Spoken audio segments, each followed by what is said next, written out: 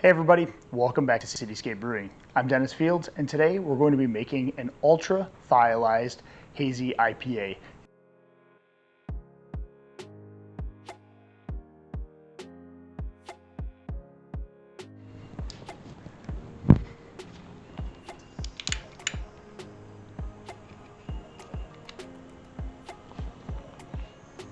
All right, our water is just getting to the right spot. I actually let it get up about a half a degree or more, maybe a little bit, a degree or so more, because my mash tun is actually a little cold, and because of all of the ingredients that we're putting in here, like rice hulls, the ascorbic acid, and the Cascade pellets will reduce it a little bit. So I want to make sure we're still hitting our 156 mash temperature. So we're going to go ahead and mash in now.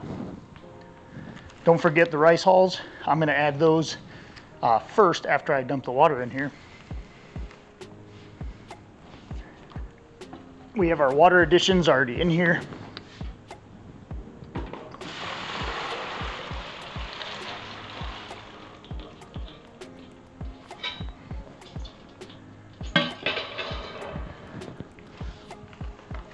Don't forget to add your rice hulls. I'm going to add about half a pound to start.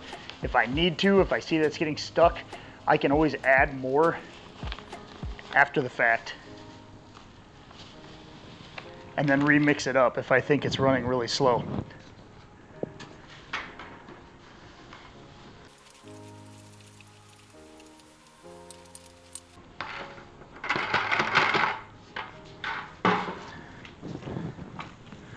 All right, we're gonna get those good and mixed in, make sure that there's no dough balls in here. Then we're gonna add our Cascade hops, which we have already measured out, and our ascorbic acid, which I'm gonna sprinkle in the ascorbic acid right now. Again, this is that vitamin C that's gonna help preserve the hazy IPA. And then our Cascade hops. This is 1.5 ounces of Cascade. Those are what's gonna release the thiols in our mash and help out our ultra thiolized yeast. All right, give this one good stir around here, and then we're gonna see what our mash temperature is. We're shooting for 156 degrees. The reason it's so high on this one is because we want that higher temperature will give us that mouthfeel we're looking for, and a little bit of added sweetness, since the transformation, our chemistry transformation in here will not allow some of the sugars to be fermentable. And so as we're mixing this thing up, we're shooting for 156. And we're about 155, and I'm okay with that being a little bit low. That's no big deal. And we'll let that rest for 60 minutes. All right, while our mash is doing its thing, make sure that you pull your yeast if you haven't done that already. Give it a good shake up. Make sure it's not stuck on the bottom or anything, and starting to warm up to room temperature, okay? That's our Helio gazer or whatever yeast that you're using. Also, you're gonna wanna pull out your hops. We're gonna get those ready. Remember that although we're dry hopping at high Krausen, we're not going to be waiting to put them in and opening up. We're actually prepping our hops for today to be able to magnet inside the fermenter. So we're gonna wanna get those ready now. So what I've done is I've taken a couple of paint stringer bags like this one. One of them I'm going to use for our dip hopping, which we'll do in a minute. The other I'm letting dry out so we can add our hops that we're going to be putting inside of the fermenter in our using our magnets to the side of the fermenter. So for that, I have 1.5 ounces of Cascade, and then I also have my Amarillo hops, which is 1 ounce of the Cryo Amarillo hops. All right, here's a quick demonstration of how I dry hop using the Sous Vide Magnets. Okay, so I take this paint strainer bag that's already sanitized. I have my hops added in there with 2 of the 4 magnets that I have. So the other 2 are out here. I have 2 of them in here, and it's important to have 4 if you want the bag to not droop down into your beer. And so let me show you how I do it. So I take these 2 magnets here, and I separate them inside of the bag. And I pull one of them all the way up to the top, leave the other one in the hops down towards the bottom. Then what I'm going to do is I'm going to start rolling this thing and try to make it as tight as I can, like a burrito. Okay. So there's no hop particles and stuff in between the magnet once we get to the top. we want to sit it like this so it doesn't droop as much as possible. So you can actually move some of the hops so they're kind of right next to the magnet so they don't droop. And then what we're going to do is put these things kind of side by side so you can kind of hardly see this one, but they're kind of like two circles right next to each other. So you have one here and then you have one here. And then you're going to take your, put this inside of your fermenter, either the lid or outside of the glass, that's fine too. And you're going to put a magnet on the outside of each one of these things and hold it upright. That's going to hold this thing tight like a burrito on the top so it doesn't droop down in your beer, in your fermenter and get into the krausen or get wet before you want it to. And so this will really hold that in place. And so I'll show you how I do that on my fermenter when we get to that point. All right, guys, as our sparge water is heating up to 180 degrees, which it is right now, I'm going to go ahead and shut that off. I'm going to collect a half a gallon of this like we talked about before for our dip hopping schedule, okay? And we want to make sure we take it out of our batch sparge water because we want the volume to remain the same. So we want the volume in our boil to be actually a half a gallon less than what we normally would. And remember, we don't want to use this right away. We don't want to put our hops in right away. And the reason is because we don't want it to over bitter with the oils. We want to do it about the same time we normally would. So if it works out for you, you can definitely heat up this water on a stovetop. What I'm going to do is just put this cover on it here. And then I'm going to leave it sit. And if I need to, I'll put it in the microwave for a few minutes to get it up back up to that 180 degrees. But leave this set off to the side or just do it later. We don't want to add those hops quite yet. All right, our mash is done after about 60 minutes. We're going to go ahead and give it a good stir around. Do your typical sparge process, whether that be fly sparging. We're going to do a batch sparge today, but make sure you leave out that half gallon we're going to be using for the dip hopping. We're going to go ahead and do our recirculation, get this going, and we'll be back once we collect our full volume after our batch sparge.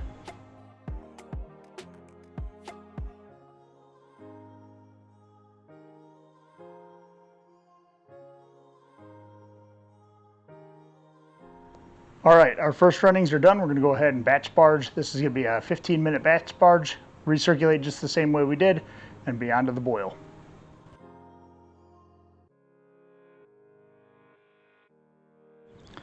All right, we are up to our full boil volume. Remember, we're a half gallon short still because we used the half gallon for our dip hopping later. We're going to go ahead. I'm going to give it a good stir so I can take a hydrometer reading, refractometer reading, just to see where we're at. And then I'm going to start this up and get it to a boil. The only thing I'm going to be adding during the boil at all is a little firm cap just before it boils so we prevent boil overs. Other than that, there's no hops going in this, no vegetal matter whatsoever. All right, next we're going to do the dip hopping procedure.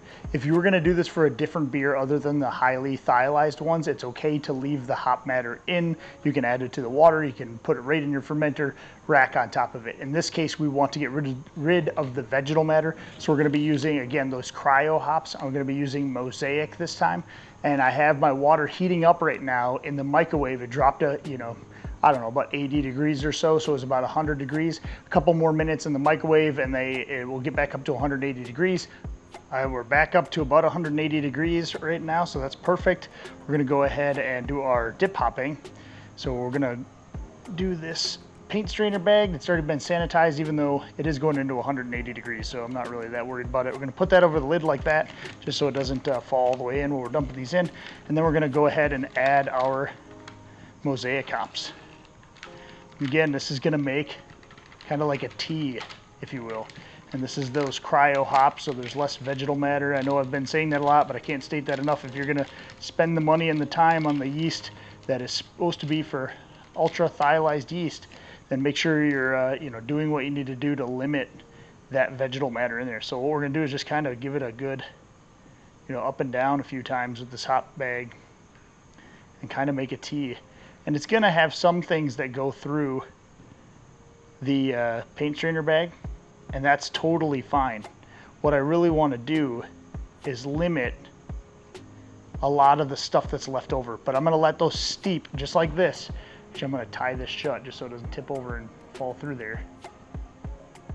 just with one quick tie, and then I can reuse these bags. You can rinse them out and reuse them. Tie it up real good like that. Then I'm gonna go ahead and put the lid on this, and I'm gonna let this sit here and steep for about 30 minutes. Every once in a while, I'm gonna go ahead and come by and just move the bag up and down, make sure those hop oils are getting out of there, and then I'm gonna let those hops drain a little bit, and then pour this into our fermenter before we transfer our beer. But the beer's almost getting done. We're gonna go ahead and start cooling that down.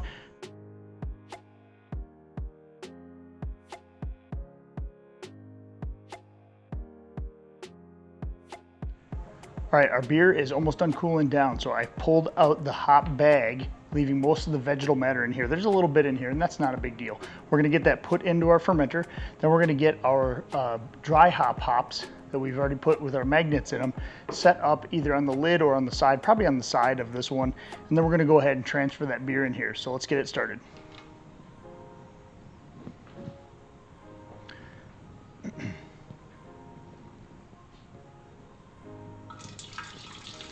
Remember, this is going to be hot, so you're going to want to cool this down a little bit in a fermentation chamber or otherwise.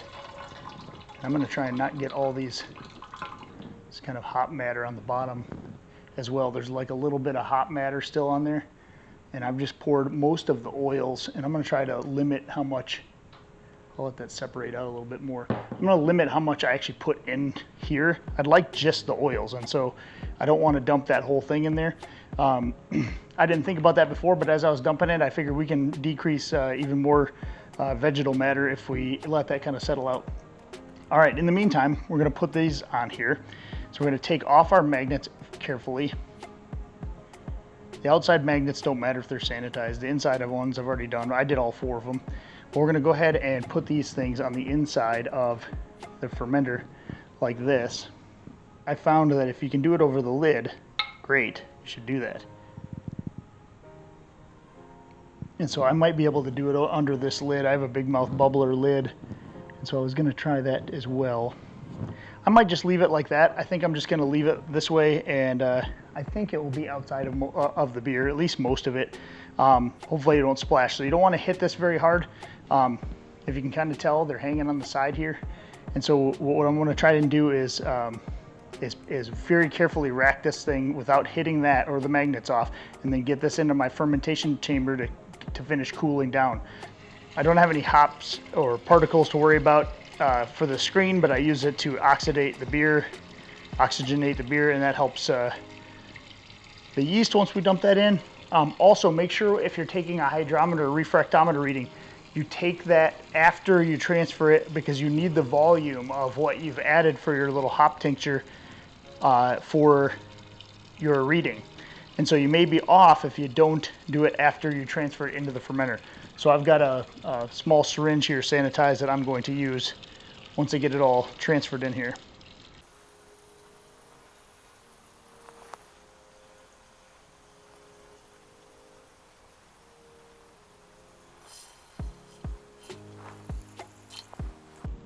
All right, I actually stopped that. There's a little bit left in there, but I'm actually going to wait for just a moment and pull these hops up a little tiny bit.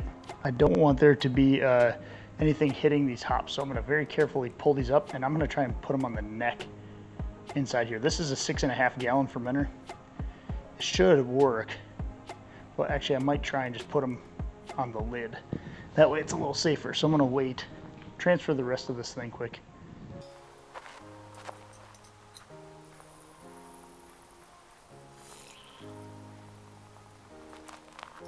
All right, so this got a little bit fuller than I wanted. So I was I'm opting to just go ahead and put them on the lid instead, just so it really doesn't touch anything. If it hits during high krausen a little bit, it's not the end of the world, but it won't get the full charge of hops. So what I'm gonna try and do is put this thing, again, on the lid as tight as I can, to keep it outside of this. If you only had a smaller, paint cylinder bag or something like that, you could probably keep it up here. But once you have some fermentation action, this is a 5.5 gallon batch. If you did a 5 gallon batch, it would be completely out of there and I wouldn't have to worry about it. But just because of that larger volume and I wanted to have a little extra, I'm gonna go ahead and just put it underneath the lid. So like that. I'm gonna go ahead and snap that thing. I was able to put the magnets, if you can see, on the top and put them attached there on the bottom. That way, when I pull them out of the top, they'll just fall right down. So I think that'll work pretty good. So what I need to do now is just be careful pulling this in and out so those don't fall off the magnets. So I'm gonna carefully put this in the fermentation chamber. I'm probably gonna add this lid after the fact, just so I don't drop that in there. And then we're gonna pitch our yeast here in just a moment. Make sure you get that hydrometer reading if you're waiting to get one. All right, we're gonna go ahead and pitch our Helio Gazer yeast. Go ahead and rip this bag open. I gave it a good shake. Make sure you give it a good shake around.